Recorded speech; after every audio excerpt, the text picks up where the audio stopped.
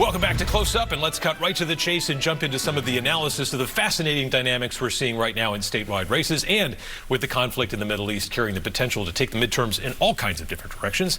Scott Spradling joins us now, the guy who used to sit in this chair. Thanks for sitting in that chair today. Perfectly happy over here. Thanks for having me, Adam. So let's talk about the U.S. Senate race and a mailer that landed in so many inboxes this last week. Yep. Inboxes, mailboxes. And, you know, this is this attack against John Sununu. The name John Sununu is in the Epstein files. There's a single email from Epstein to an associate of Bill Gates talking about a conference in the Middle East.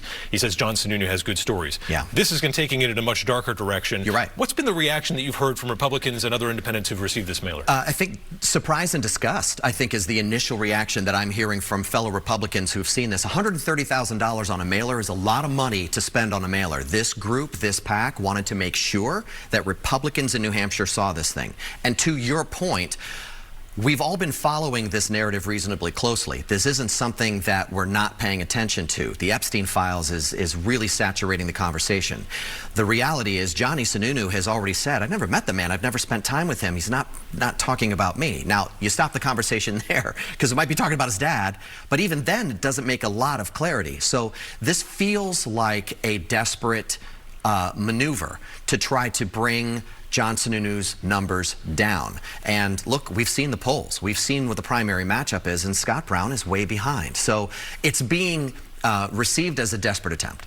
And yet, as difficult as this is going to be in the primary, we're probably going to see this continue. You can imagine that other super PACs are looking at this and saying, well, if he's the nominee from September to November, we'll probably see this again. Yeah, and what I think about is the Joyce Craig versus Cindy Warmington primary, where Cindy took it to Joyce, and Joyce won the nomination to run against Kelly Ayotte last time around, but she came in with bruises and cuts and scrapes.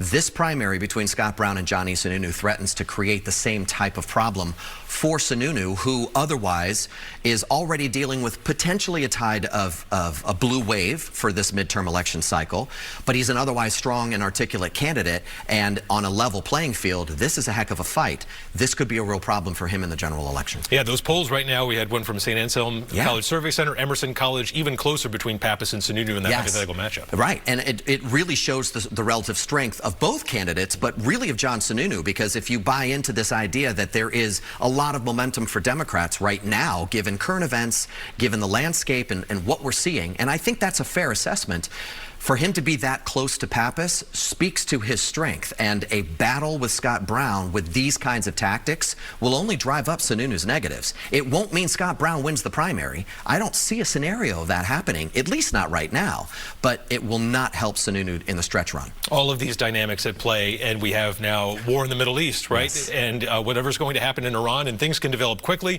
it could end quickly, it could continue. I'm interested in your perspective, having covered politics in New Hampshire, you know, in an era of the Iraq War and how that unfolded and made its way from 04 to 06. Do you see any parallels at all, obviously in a much shorter time frame going on right now? You know, it's a really interesting question to compare and contrast, and it's a little tricky to answer, because if you think about it, right now we have the benefit of 20/20 hindsight of what we know now versus what we knew then.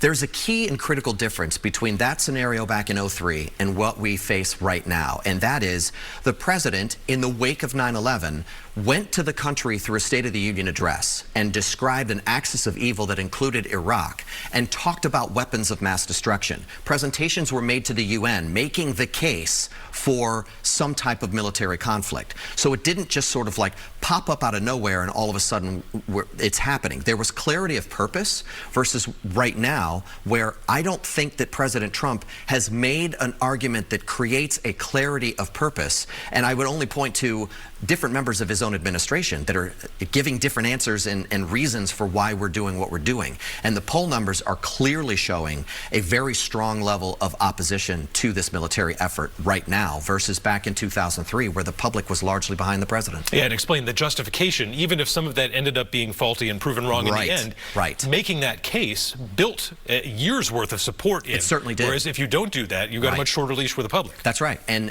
it's the ironic twist of a president who by rule, by law, should have sought permission from Congress and gone through that process. Ironically, you make a better case for what you're doing if you go through that process and bring it to the public in advance to prepare them for what's going to happen.